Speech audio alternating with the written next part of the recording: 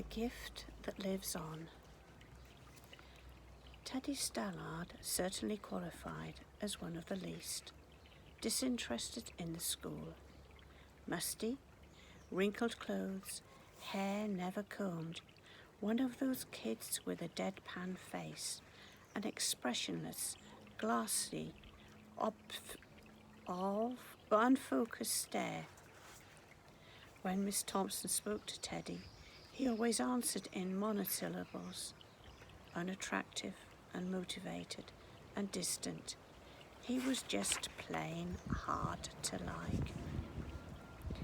Even though his teacher said she loved everyone in her class the same, down inside she wasn't being completely truthful.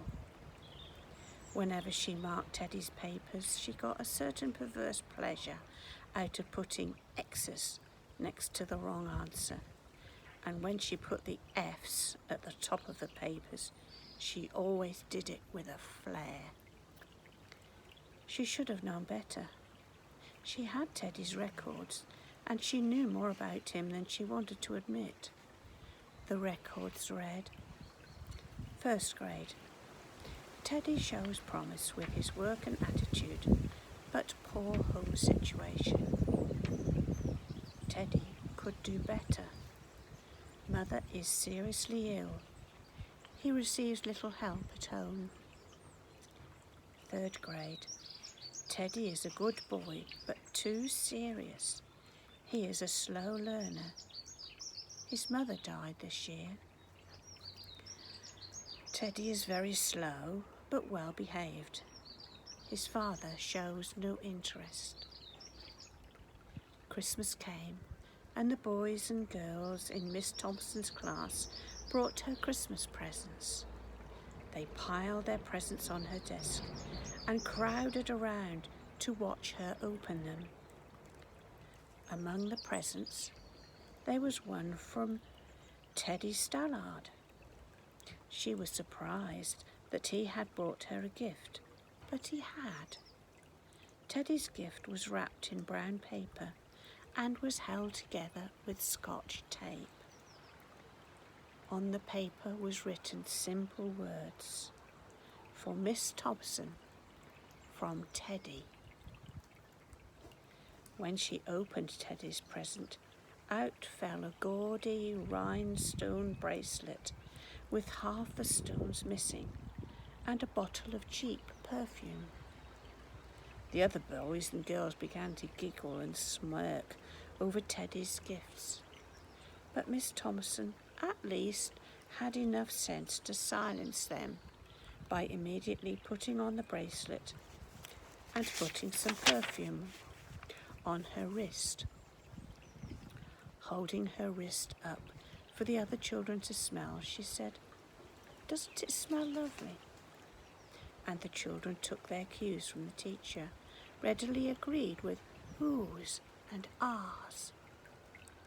At the end of the day, when school was over and the other children had left, Teddy lingered behind. He slowly came over to her desk and said softly, Miss Thompson,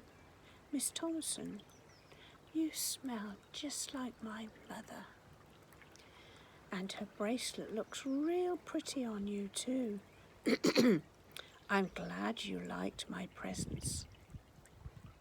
When Tommy left, Miss Thompson got down on her knees and asked God to forgive her. The next day, when the children came to school, they were welcomed by a new teacher. Miss Thompson had become a different person. She was no longer just a teacher. She had become an agent of God. She was now a person committed to loving her children and doing things for them that would live on forever after her. She helped all the children, but especially the slow ones, and especially Teddy Stallard. By the end of that school year, Teddy showed dramatic improvement. He had caught up with most of the students and was even ahead of some.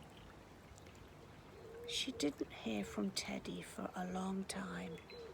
Then one day, she received a note that read, "Dear Miss Thompson, I want you to be the first to know.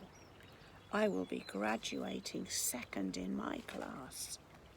Love, Teddy Stallard." 4 years later, another note came. "Dear Miss Thompson, they just told me I will be graduating first in my class. I wanted you to be the first to know. The university has not been easy, but I liked it. Love, Teddy Stallard."